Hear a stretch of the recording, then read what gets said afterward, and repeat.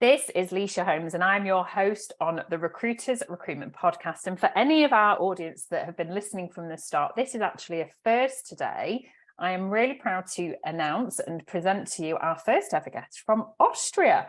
So this is Simon Severino, and he is the author of Strategy Sprints, CEO of consulting firm Strategy Sprints, TEDX speaker, and much more. Welcome to you today, Simon. How are you?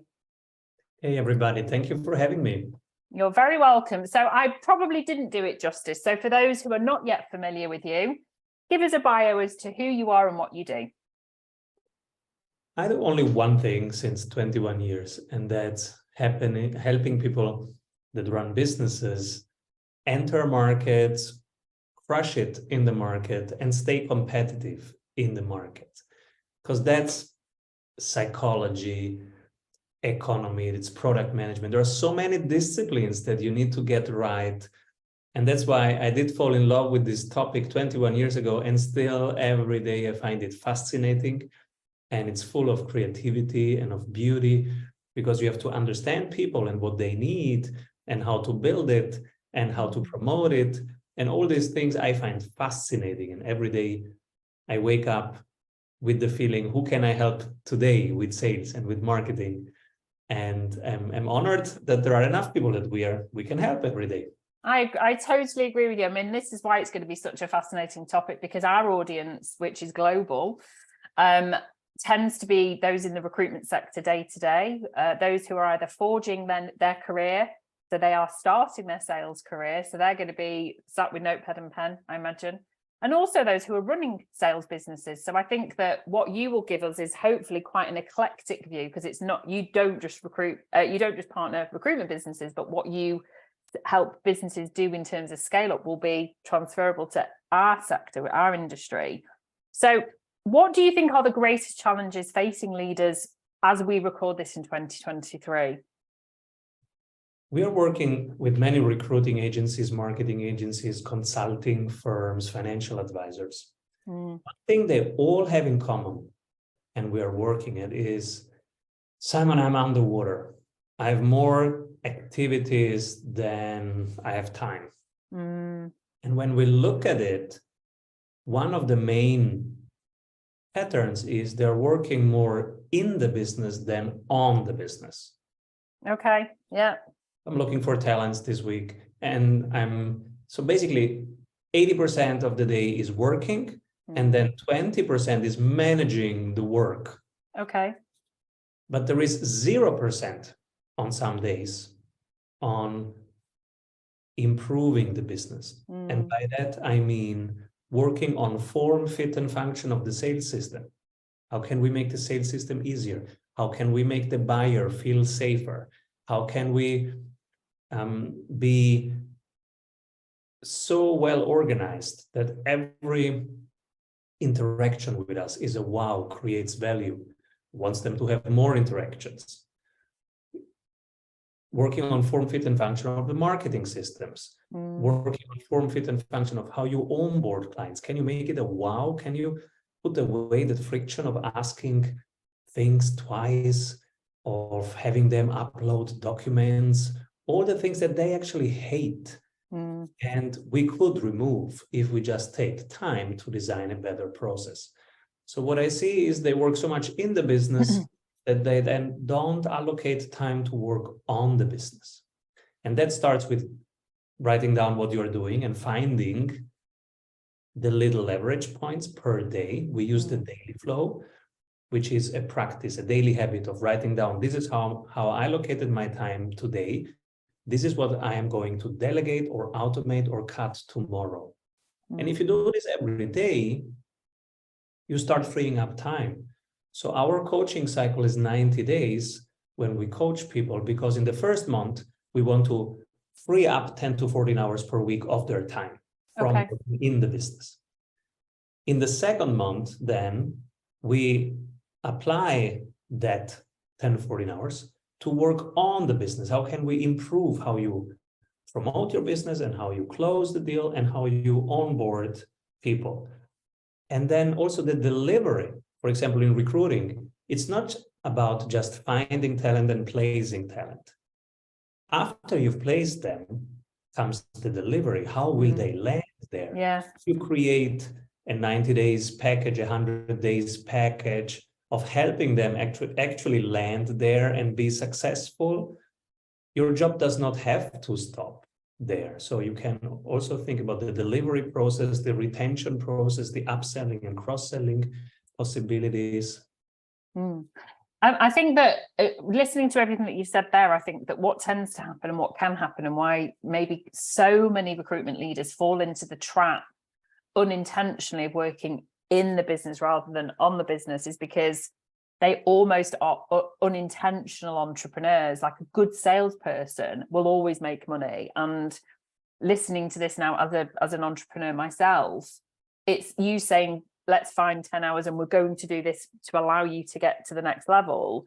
They might be sat there thinking, well, that 10 hours based on my output and my revenue will cost the business, I don't know, let's say 10 grand a month or something, I don't know. And actually that's the short-term view, isn't it? That 10 hours as a multiplier could then earn you an additional £1 million a year or something. So I think it's that, you know, people get swept up almost in scaling their business and, you know, going into business in the first place because they're good at sales. And I think listening to you now, it's almost taking that step back in order to be able to propel forward. Have I understood that correctly? Yes, we talk about 3 levels of an agency owner. I mean, if you're happy like a dog every day, then you don't have to change anything. Enjoy running a business. I'm wagging my tail, Simon. I'm wagging my tail. But most people that we talk to, and also in our community, we meet each other every Monday for group coaching. And when we come together, we find that many of us are underwater like a turtle.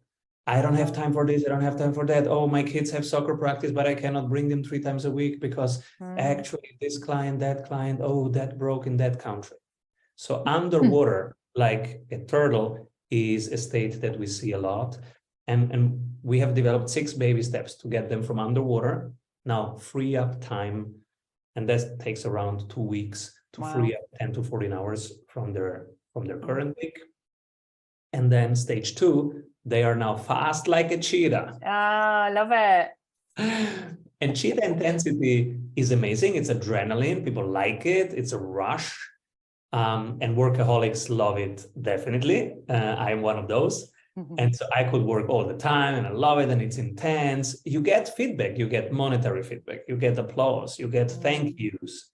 And so that's an adrenaline rush that is actually quite enjoyable for yourself. But the others, your loved ones, your friends, your children, your parents, they will say, I miss you. You are always there. Can you be a little bit here? Yeah. We want to play tennis with you. We want to go to soccer practice. And so I have 3 kids, so they tell me, we want to do skateboard with you, Dad. Oh, that's working nice. Yeah. When I'm in cheetah mode. And so that's when I realized, oh, okay, oops, I'm in cheetah intensity. Let me move to baby step 5 and 6, happy like a dog. Now to move there, and most people want to have a balance between cheetah intensity, fast like a cheetah, happy like a dog. Yeah. You want to enjoy the here and now of your business, not just, okay, let me put in 14 more hours per day. In 3 years, I can sell this thing.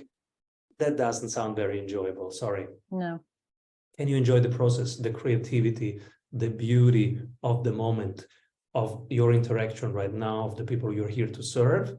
And usually you can only really enjoy it if you simplify it, because when you simplify it, let's say you have one ideal client, one offer, one conversion mechanism, one price, and one onboarding sequence. Now you can enjoy it. It's simple. You can explain it to a new hire pretty quickly. They can start now take stuff from your shoulder, from your back. Yeah, it's the delegation, isn't it? I mean, it's not rocket science really, but it's creating actions and behaviors that somebody, like you say, over the 90-day period in your scheme would allow them to enhance that and implement that into their business. Yeah. But of course, most people don't have that level of simplicity. In the first, we have to map it, simplify it. Yeah. And second, then you can start delegating, and you can actually go on very long holidays. I'm going to a 5 weeks vacation soon with my family. Lovely. And that will run. But before that, to get there, you need to write it down. And so that's stage 2. And then stage 3, now you have written it down, you start delegating. Now you can have it work passively, like an asset. Yeah. Now you can do IP lending. For example, the strategy sprints method is an IP that can be lended. Google, HubSpot, etc. They can lend the IP, pay for it. Then there is a certification program, which is like a franchise model. Right. Okay. So from there, you can start having scalable, passive revenue streams on top of it. And that's the ultimate enjoyable stage of your business. And then at that stage, you can even sell it. You don't have to, but having the option of selling it relaxes you and definitely brings you into happy like a dog mode, because you know, okay, you could, so you don't have to. Yeah, definitely. I think it's like that utopia, isn't it, really, of, like you say, enjoying what you're doing and really appreciating it, but doing so in an accomplished way. You haven't found an animal yet that's got the pace of the cheetah, but the happiness of the dog. I didn't. Did no, you? I'm trying to. I'm definitely. I'm trying to think about the whole animal kingdom, and I'm sure there's somebody out there that will come up with an animal that combines the two. So, I mean, I think that's really interesting, and I think I think there'll be a lot of people that will agree with your synopsis and your method and mindset of how recruitment leaders can achieve, I guess, the ultimate, lifestyle success as well. But one of the key issues, I guess, that when business owners are looking to scale is that they've set their business up with their mission and their value proposition, and those values, as they've tried to scale up, often can get compromised as they hire other people in. So how do you advise that they maintain their core values whilst actually achieving scalability? Yes, growing is tough.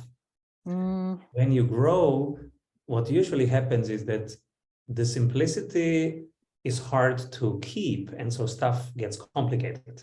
Yeah. In the growth stage, this is usually where, with founders, I go back to the branding playbook, the sales playbook. So the core playbooks, the SOP manual, and we work on governance, on simplifying things, like what are our core values? Max 6, max 1 word each. And the test is asking people, what's your core value? And they can tell you immediately without having to look up anything. Okay. And also asking them, and what does it mean in everyday life? And they tell you an example. So in a Zoom meeting, if I could do this or that, I do this because that fits that value. So simplifying means going back to the brand playbook, the sales playbook, wherever you have codified how you work and why you work that way. Yes. Simplifying it, having it on a few slides, making sure that every new hire finds it, knows what it means, can apply it immediately, and there is a loop of a monthly quick check. How are we living the principles that are important to us?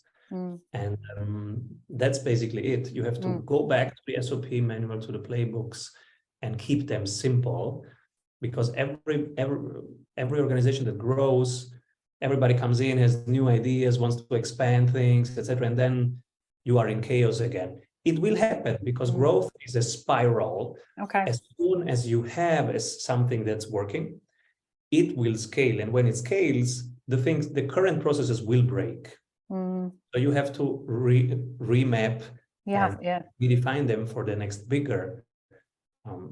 It's interesting. Yeah, I mean, obviously there's one component there which I want to go back and make sure we do cover off, which is you talk about when the new hires come in and they understand what the values are. Well, going back a step, how do we ensure that we are hiring in the right people with the right values?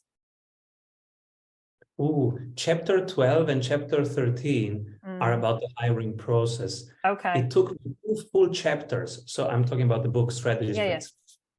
It took me 2 full chapters And many people ask, why do you need 2 chapters for hiring? And I said to the publisher, because before you hire, there is a full set of things that you have to think about.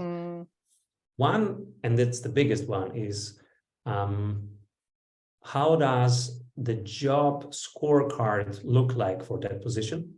So if you have an A player and they're absolutely crushing it 110%, how does that look like? You have to define that qualitatively and quantitatively before you hire. Before you hire, yeah. Most people don't think about that. And then the second thing is, okay, and who are the right people to do that? And then chapter 13 is how you post it on LinkedIn, how you do the actual interviews, how you have them make a demo, and how you filter out from the first 400 applications to the top 10 that you are going to talk to the top 3 that make it in the final round. So the practical process. But the chapter 12 is actually, how does the ideal job look like and who is the ideal person to do it? So the unicorn approach. I was going to actually make a joke and say just 2 chapters on hiring. Surely you'd need a whole book on hiring. There you go. There's your next book. No, I think that's really interesting. And I think, you know, what you said there is, you know, and it's not about being disingenuous about culture per se, but it's about understanding what makes your business where you're standing right now. What are those core values, and keep reverting back to that as you scale. I think it's interesting that you say that, you know, as you go through growth, you do go through cycles. It is cyclic, but you have to stay true as a business owner to, you know, what your purpose is and hiring people in on that vision. So I find that really interesting. So obviously you, I think it's on your LinkedIn profile, you proclaim that CEOs should be working on the business and not in the business, as you said earlier on. But how do we, you know, there are lots of people listening who run their own desks as well. So that, you know, they will work, I call them intrapreneurs because they are working in a business. How do we ensure from a time management point of view, because this is something that gets talked about all the time, especially with our 360 model, where you're tasked with getting new business, tasked with managing your existing relationships, finding the candidates, and then managing the entire process. I mean, it's about 5 different jobs. So what advice would you actually give to recruiters who are running their desks day to day to ensure that they're strategizing too? I would definitely do 3 days of the daily flow exercise. They can download it at strategysprints.com. In the tools sections, there is the daily flow. And the daily flow is what I use every day since 21 years now. And I still find things to optimize in how I prioritize my day. And so today, 6 p.m., when I stop work, when I wind down the day, I will reflect. I go to the daily flow and I see, okay, this is what I did 7 a.m., 8 a.m., 9 a.m., etc. And then it asks me 2 questions. Simon, which of these tasks will you delegate tomorrow? And now I can think of to a software, to an AI, to a freelancer, to a colleague, or I just cut it or I outsource it. All of these options are fine, but I have to pick one. Because it's not just about doing good work, it's also about learning about yourself and finding the next higher leverage task, and to hand over one of the current tasks that you have learned already how to solve. Well, if there is a process, then write it down and hand it over. You are needed for the next problems to solve. I love that. There is always a next bigger one. So that's the daily flow. The second question that it asks me is, Simon, if you would live more freely and more intentionally, what would you do tomorrow? And this is where I go, I always wanted to find a big joint venture partnership with Nike. Right. Then you write it down and you say, all right, start strategizing JV Nike. Because otherwise, you will never do it because it's not an urgent thing. It's just an important thing. So that's the daily flow. Okay. Whenever you feel like, oh, if I just could have a longer day, or wow, this went on quickly, the daily flow, you can download it at strategysprints.com. You just do 3 days of it. You will find your current time wasters and then can decide if you cut it, if you delegate it, if you systemize it. I love that. I absolutely love what you do there. And I think even though I've been doing this job for 25 years, I'm going to go and download that, because apart from anything, that second part, that manifestation, which is basically what manifestation is, making sure you take those steps to make those things happen. But in terms of delegation, I think that, you know, there are some behaviors certainly in top billers where they don't want to let anything go. They don't trust other people. So I think it will teach them how to be able to do that. I think that's wonderful advice. Now, you alluded to, and we're actually being recorded by your AI. So tell me how you see AI impacting sales generally, but specifically the recruitment industry. I'm talking on a stage at an event organized by Google, who is one of our joint venture partners, next week, about how to leverage AI specifically in sales, because we are using AI heavily. So where do we start? It is changing the world. And in the immediate, it can take off many tasks, especially research and copywriting, but also strategic analysis. Okay. And this is really game changing. Let's start with research. You have now 20 McKinsey analysts on your desk for $20 a month. Please use them. I definitely am using them. I'm asking, whenever I meet a person, let's say I have a sales meeting next week, I will have research preparing me for that. So what's their company? What are their top 3 competitors? How did revenue evolve over the last 3 years for that company? What is happening in their industry? It will be all ready when I go into that meeting. I don't know that person, but believe me, I know that person's world. And that meeting will be so much more valuable for that. It took me 3 minutes to do it, and soon it will be automated. But that person will go, holy cow, I want to meet this person more often, because in half an hour, I learned so much about my world. And if you're a recruiter or a consultant or an advisor, this is your chance to create value. It's not the product. No. It's when I interact with you, I leave either more knowledgeable or more energized or more inspired or more clear. That's the value that you create. I call it the strategic value. And so I have AI preparing every single encounter, preparing every meeting, researching before I have a meeting, because I'm old school. I like to come prepared to a meeting. And Definitely. Please, people, don't go unprepared into meetings. I see this happening. So I use it to research before, to be very prepared in a meeting. I use it for copywriting. I'm an Italian, so I'm terrible at writing English. But people tell me that our emails and our LinkedIn posts are very enjoyable and informative. And the reason is because AI helps me with that. So it does some editing, and I say, make it more interesting, make it more concise. And that's the second part, copywriting. And then the third part is strategic analysis. You can literally ask ChatGPT, what are the top qualities of the strategy sprints method by Simon Severino? And it will tell you. Wow. Now that's your marketing deck.